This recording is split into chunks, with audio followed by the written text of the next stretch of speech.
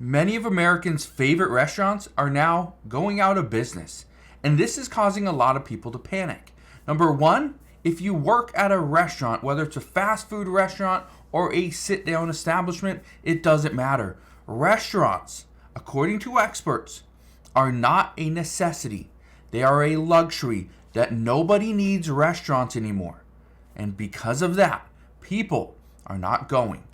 Today I'm going to break down what's going on, why this is so concerning for people that work in restaurants, for people that go and actually sit down in a restaurant, eat at one, but it's going to change communities all over the U.S.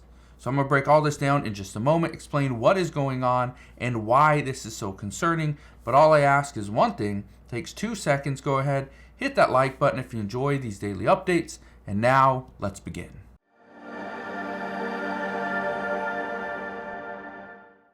So yes, your favorite restaurant may be going out of business very soon. But why? Well, it's simple. The American people are now realizing that eating out at a restaurant is not something that they have to do. It's not something that is a need. It's not necessary. It's a luxury. It's out of convenience. Again, you pay more for convenience. But listen to this, okay? This person wrote in, a lot of people writing about restaurants, and I understand why. Many people do work inside of a restaurant, but listen to what this person had to say. This person wrote and said, and I quote, "I have worked in the hospitality industry for over 20 years, and there has never been a time like this. I constantly am being told by customers that our portions are too small now. The food doesn't have anything special like it did before, and that if they knew it was going to be this expensive for a subpar meal, then they would have eaten at home. But I get their frustrations." Keep this in mind. Years ago, the portion size at restaurants were bigger. The prices were lower. What happened over the pandemic is everybody wanted a raise, right? Everybody needed more money because there's supply chain constraints, which when supply chain gets held up, what we see is prices increase. We saw inflation go over 9%, okay? Inflation was up over 9%, meaning products, food, gas, shelter, travel, cars, insurance, everything went through the roof. As it did, more employees asked for raises. When these employees asked for raises, what that essentially did is it put the responsibility on the owner of the business to give them the raise, but at the same time either lower their costs, so either bring down their costs for utilities, bring down their costs for their rent and their lease payments, bring down their costs for supplies and goods and things like that. Or the other option is to raise prices. Well, everybody raised prices. Now things are more expensive because people are getting paid more. I told you guys this 3 years ago, 2.5 years ago, something like that as more people ask for raises, it's actually going to push prices up across the board, and it's going to hurt you in the long run. Well, that's exactly what happened. Now, another person wrote this. This person says, and I quote, "Eating out used to be an event. We would get all dressed up, meet friends for drinks afterwards, and make a night out of it. But not anymore.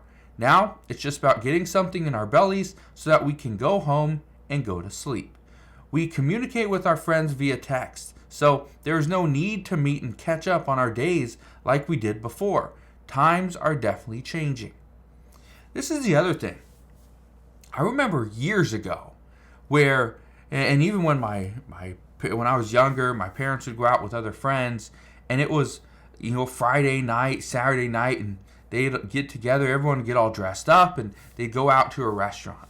All right, they'd go, sit in a line for 30 minutes and wait just to get into the restaurant. Now people aren't doing that. I know for me personally, if I go to a restaurant and they say it's going to be a 10-minute wait, I'll wait, because it's going to take me more than 10 minutes to get to a different restaurant, and there'll probably be a wait there as well. But if they tell me, it's going to be 30 to 45 minutes, I'll be like, we're not going to do that. I could go and pick up something from the grocery store or a fast food restaurant in the next 5 to 10 minutes, and then I could take it home, and within 30 minutes, we could have a meal. I don't need to be sitting here in a restaurant waiting. So again, times are changing. Times are definitely changing. And let me know what you've seen in the past as well. Do you still, on Friday nights, do you still go out and have dinner with friends and family members? You still do that. I know as a family, we used to do that quite a bit. Now, not so much. Honestly, probably haven't sat down with family members for a meal in years, if not longer. That's kind of where things are at right now. It's indicative of what time's looking like now. We don't need to do this because we're on social media all the time. We're pulling up our phone and seeing exactly what somebody's doing. We don't need to go out and eat and they're going to tell us exactly what we saw on Facebook just the day before, right? Nobody's doing that. Here's another one. Somebody wrote this and said, and I quote, "I've owned my restaurant for 16 years, and I don't know how much more I can last.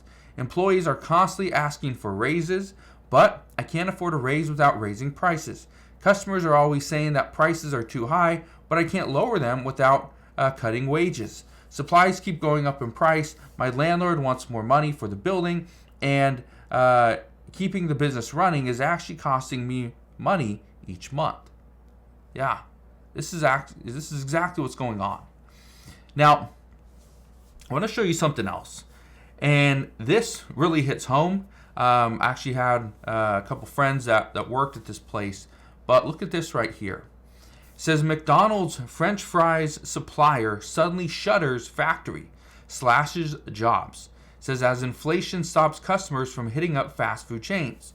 Now, there's a company here in Washington State. They have a few different plants. This one actually shut down, but it's a company called Lamb Weston. Now you drive by this thing and it stinks. They're cleaning potatoes, whatever they're doing. But Lamb Weston is the largest distributor of French fries. They're the ones that distribute the fries for McDonald's. Well, it says right here, a major McDonald's French fry supplier slashed jobs and abruptly closed the factory as cash-strapped fast food customers downsized their meals or skipped the side order completely amid inflated prices.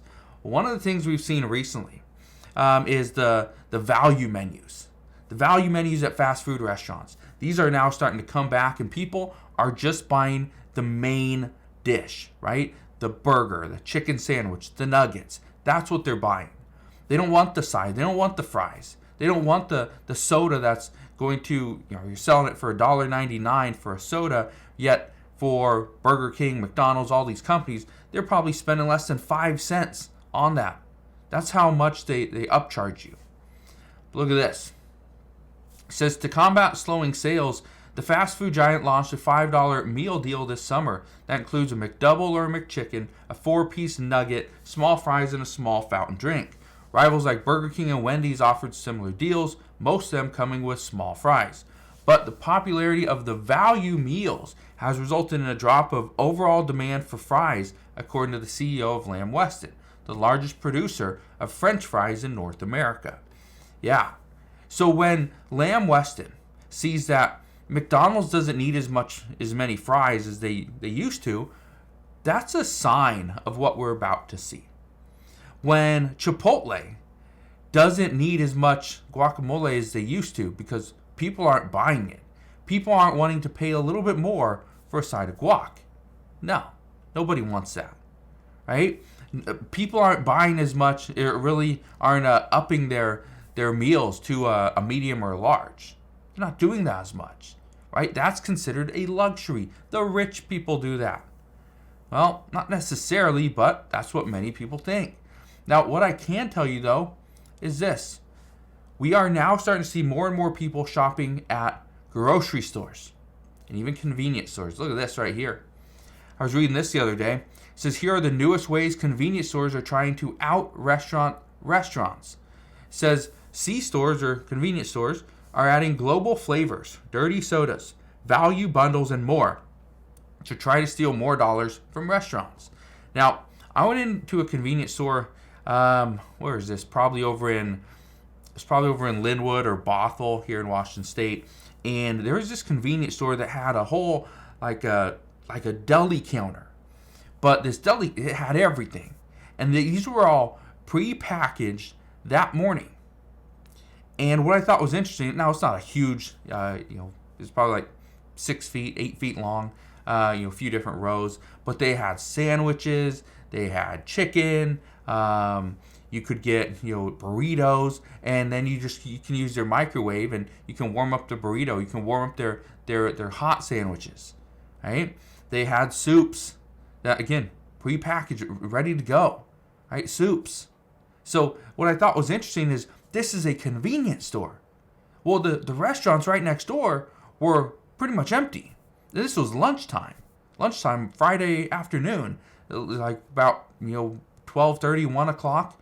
The restaurants were bare. There's just a few cars in there, but yet the convenience store, the gas station, had 4 or 5 cars filling up gas. People were walking in and out, right? This thing was busy. And so I thought that was kind of interesting, that convenience stores may be taking part of the market share from restaurants simply by adding a few more products. But again, I just wanted to warn you that your favorite restaurant right now could be going out of business very soon because of what we are currently facing. So I will leave you with that, but that is what we know as of today. So again, thank you guys for watching. Consider subscribing, and I'll see you guys on the next one.